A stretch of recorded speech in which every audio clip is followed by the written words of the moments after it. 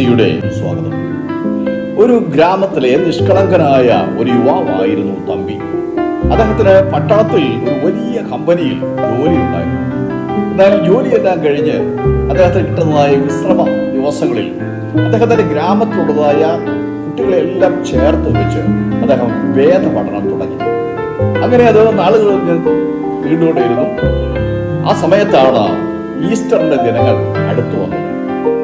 അദ്ദേഹം ഈ കുഞ്ഞുങ്ങളോട് യേശുവിനെ കുറിച്ചും യേശുവിന്റെ ബാല്യകാലത്തെക്കുറിച്ചും യേശുവിന്റെ ജീവിതത്തെക്കുറിച്ചും യേശുവിന്റെ അനുസരണത്തെക്കുറിച്ചും ദൈവവചന പഠനത്തെക്കുറിച്ചും ന്യായപ്രമാണത്തുള്ള തന്റെ അവഗാഹത്തെക്കുറിച്ചൊക്കെ ഇദ്ദേഹം ഇങ്ങനെ ഈ കുട്ടികളെ പഠിപ്പിച്ചുകൊണ്ടിരുന്നു.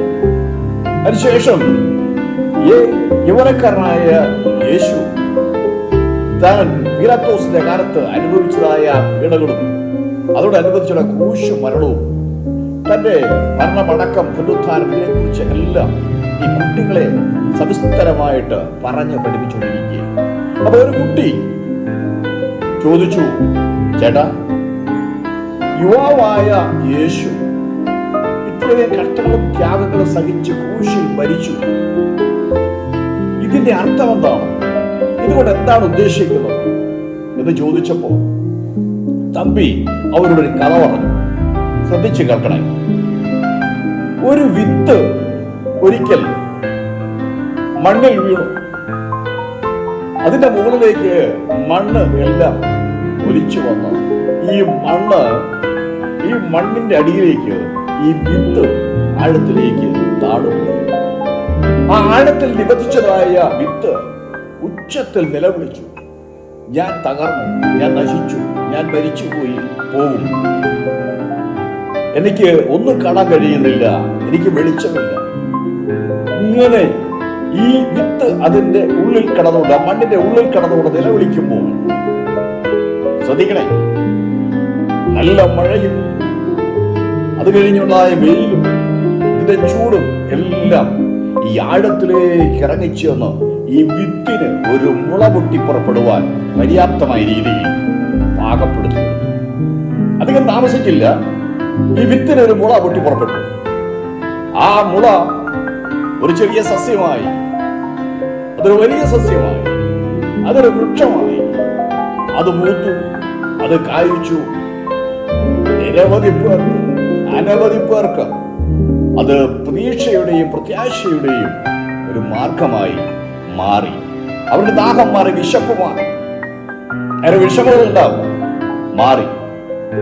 ഇതുപോലെയാണ് ഉയർപ്പ് എന്ന് പറയാനായിട്ട് കഴിയും. എന്ന് പറഞ്ഞാൽ യേശുക്രിസ്തുവിന്റെ പീഡാനുഭവം കഴിഞ്ഞ് യേശു മരിച്ചുയർത്തെഴുന്നേറ്റ ആ ഈസ്റ്റർ അഥവാ ഉയർപ്പ് ഇതുപോലെ തന്നെ, അതായത് അടക്കപ്പെട്ടു, അതുകൊണ്ട് നശിച്ചില്ല, അതുകൊണ്ട് തീർന്നില്ല. യേശു മരിച്ചു, അതുകൊണ്ട് അവസാനിച്ചില്ല. എന്നാൽ മൂന്നാം നാൾ തിരുവെഴുത്തിൽ പറയുന്നത് പോലെ തന്നെ താൻ ഉയർത്തെഴുന്നേറ്റു. യേശുവിനെ ക്രൂശിച്ചത് ഒരു 3 മണി നേരത്താണ്. നമ്മുടെ കണക്കനുസരിച്ച് അതൊരു 3 മണി നേരത്താണ്.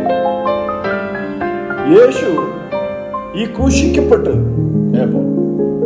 അത് കഴിഞ്ഞിട്ട് ഒരു 3 മണിക്കൂറൂടെ കഴിഞ്ഞാൽ ശബത്ത് ആരംഭിക്കും. ആ ദിവസം ശബത്ത് ആരംഭിക്കും. അതിനു മുമ്പേ ക്രൂശിൽ കിടക്കുന്നവരെ കൊന്നിരിക്കണം, അഥവാ അവർ മരിച്ചിരിക്കണം. ആ ശവം ക്രൂശിൽ കിടത്താൻ പാടില്ല. ശബത്തിൽ ക്രൂശിൽ ശവം കിടക്കാൻ പാടില്ല എന്നുള്ളത് യഹൂദന നിയമമാണ്. അതുകൊണ്ടാണ് യേശുവിന്റെ ഇടത്തും വലത്തും കിടന്നതായ 2 കള്ളന്മാരുടെ കാലുകൾ തല്ലി ഒടിച്ചവരെ തല്ലിക്കൊല്ലുവാനിടയായിരുന്നു. എന്നാൽ യേശുവിനെ അവര് പരീക്ഷിച്ചു കഴിഞ്ഞപ്പോ നോക്കിയപ്പോ അതിന്റെ വിലാപ്പുറത്ത് കുന്തം കൊണ്ട് കുത്തി. അപ്പോൾ രക്തവും വെള്ളം പുറപ്പെട്ടപ്പോൾ അവർക്ക് കാര്യം മനസ്സിലായി, യേശു മുന്നമേ മരിച്ചു. യേശുവിന്റെ പ്രാണൻ ദൈവകരങ്ങൾ ഏൽപ്പിച്ചു കൊടുത്തു, അവൻ മരണപ്പെട്ടു എന്നുള്ളത് അവർക്ക് മനസ്സിലായി. അതുകൊണ്ട് യേശുവിന്റെ ഒരസ്ഥിയും ഒടിക്കുവാൻ ഇടവന്നില്ല എന്ന് തിരുവചനത്തിൽ വളരെ വ്യക്തമായിട്ട് നമുക്ക് കാണുവാൻ കഴിയും. യേശുവിനെ അടക്കാൻ വേണ്ടി ഒരു കല്ലറ വേണം. ശ്രദ്ധിക്കണേ, യഹൂദനെ സംബന്ധിച്ച്, ധനാഢ്യരായിരിക്കുന്ന യഹൂദന്മാരെ സംബന്ധിച്ചിടത്തോളം അവർ നേരത്തെ തന്നെ അവർക്കും അവരുടെ കുടുംബത്തിനും വേണ്ടി കല്ലറകൾ പണിയുക പതിവായി. നമ്മളിന്ന് കാണുന്നത് പോലെ കുഴിയെടുത്തതിന് ശേഷം അതിൽ സിമെന്റ് കൊണ്ട് പണിത് അത് വാർത്തെടുക്കുന്നത് രീതിയായിരുന്നില്ല. എന്ന് പറഞ്ഞാൽ നിലത്ത് നിന്ന് ഉയർന്നു നിൽക്കുന്നതായ പാറക്കല്ലുകളിൽ ആ പാറ തുളച്ചതോ പാറ ഇടിച്ച് തകർത്ത അതിനകത്തൊരു റൂമുണ്ടാക്കുക. ചിലരുടെ ധനാഢ്യന്മാര് അവരുടെ പണത്തിനനുസരിച്ചാണ് അവരങ്ങനെ പണിയുന്നത്. ചിലരെ സംബന്ധിച്ച് അതിനകത്ത് 8-10 മുറികൾ ഉണ്ടാക്കും. 8-10 നിലകളിലായിട്ട് ഒരു 10 കോടിയൊക്കെ വെക്കാവുന്ന വിധത്തിലുള്ളതായ കല്ലറകൾ പണിയും. എന്നാൽ ഇവിടെ നമ്മൾ അരിമത്യക്കാരനായ യോസഫ് ഇതുപോലെ തന്നെ തറയിൽ നിന്ന് ഉയർന്നു നിൽക്കുന്നതായ പാറയിൽ ഒരു മുറി വെട്ടി ഉണ്ടാക്കി അവിടെ ഒരു പീഠം ഈ പാറയിൽ തന്നെ നിർമ്മിച്ച് അവിടെയാണ് യേശുവിന്റെ ബോഡി കൊണ്ടുവച്ചത്. അതിനുശേഷമോ 20 പേർ ചേർന്ന് അവരുടെ ശക്തി കൊണ്ട് മാത്രം തള്ളി മാറ്റാവുന്ന വിധത്തിലുള്ളതായ വലിയ പാറക്കല്ല് അത് വട്ടത്തിൽ റൗണ്ടിൽ കൊത്തിയെടുത്ത് അതാണ് ഉരുട്ടിക്കൊണ്ടത് യേശുവിന്റെ കല്ലറ അടയ്ക്കാനിടയായി. ഇതുകൊണ്ടൊന്നും യഹൂദന്മാരുടെ അരിശം തീർന്നില്ല. അവർ റോമൻ ഗവൺമെന്റിന്റെ മുദ്ര പതിപ്പിച്ചു. ആ വാതിൽ ആരും തുറക്കാതിരിക്കാൻ, ആരും കല്ലുരുട്ടി മാറ്റാതിരിക്കാൻ ചങ്ങലകളിട്ട് പൂട്ടി. അതുകൊണ്ടും തീർന്നില്ല, അവർ പടയാളികളെ കാവലാക്കി. എന്ന് ശ്രദ്ധിക്കണേ, തിരുവെഴുത്തുകൾ പറഞ്ഞിരിക്കുന്ന 3-ാം നാൾ യേശു ഉയർത്തെഴുന്നേറ്റു. ആ കല്ലറകൾ ഭേദിക്കുമാർ, ആ കല്ലുരുട്ടി മാറ്റുമാർ കർത്താവ് പുറത്തു വന്നു. മറിയയ്ക്കും ശിഷ്യന്മാർക്കും 500-ലധികം പേർക്കും യേശു പ്രത്യക്ഷനായി. സ്വർഗത്തിൽ ഈ കരയറി, സ്വർഗത്തിൽ നമുക്കൊരു പക്ഷവാതം അണച്ചുകൊണ്ടിരിക്കും. എന്നെ കേൾക്കുന്ന പ്രിയ സുഹൃത്തെ, പ്രിയ സഹോദര, പ്രിയ സഹോദരി, പ്രിയ മാതാവേ, പ്രിയ പിതാവേ, പ്രിയ കുഞ്ഞെ, ഒരു ദിവസം നിനക്ക് ഭാരവും പ്രയാസവും പ്രശ്നങ്ങളും ഉണ്ട് എങ്കിൽ അധികം താമസിയാതെ തന്നെ അതിന് മാറ്റം ഒരു ഉയർത്തെഴുന്നേൽപ്പുണ്ട്. അതായത് ഈസ്റ്റർ എന്ന വാക്കിന്റെ അർത്ഥം തന്നെ കാണുന്നത് പുതിയ തുടക്കം, ഉയർപ്പ് എന്നൊക്കെയാണ് ഇതിന്റെ അർത്ഥം. ഈസ്റ്റർ എന്ന വാക്കിന്റെ അർത്ഥം അങ്ങനെയാണെങ്കിൽ നിനക്കൊരു പുതിയ തുടക്കത്തിന് സാധ്യതയുണ്ട്, നിനക്കൊരു ഉയർപ്പിന് സാധ്യതയുണ്ട്. നിന്റെ ഈ സങ്കടങ്ങളും നിന്റെ കണ്ണുനീരും നിന്റെ ഈ സമാധാനക്കേടും നിന്റെ നിരാശയും മാറുന്ന ഒരു ദിവസമുണ്ട് എന്നുള്ളത് ഇത് നീ മനസ്സിലാക്കുക.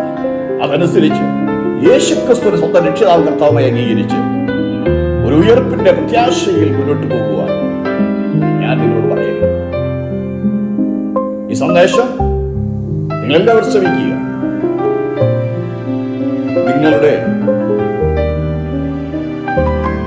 ആ സന്തോഷത്തിന് വേണ്ടിയാണ് ഞാൻ ഈ വീഡിയോ പോസ്റ്റ് ചെയ്യുന്നത്. നിങ്ങൾക്ക് ഈ സന്ദേശം പ്രയോജനപ്രദമായെങ്കിൽ നിശ്ചയമായി നിങ്ങൾ സബ്സ്ക്രൈബ് ചെയ്യണം, തൊട്ടടുത്ത് കാണുന്ന ബെൽ ബട്ടൺ എനേബിൾ ചെയ്യണം, ലൈക്ക് ചെയ്യുക, ഷെയർ ചെയ്യുക, മറ്റുള്ളവർക്ക് പ്രയോജനപ്പെടുത്തുക. അങ്ങനെ പറഞ്ഞത് മറക്കരുത്.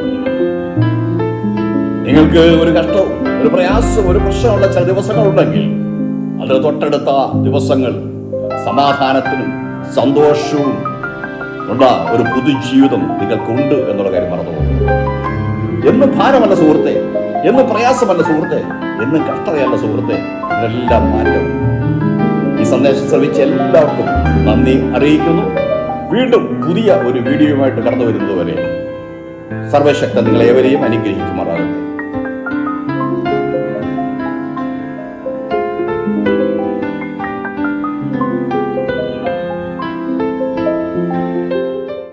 പുതിയ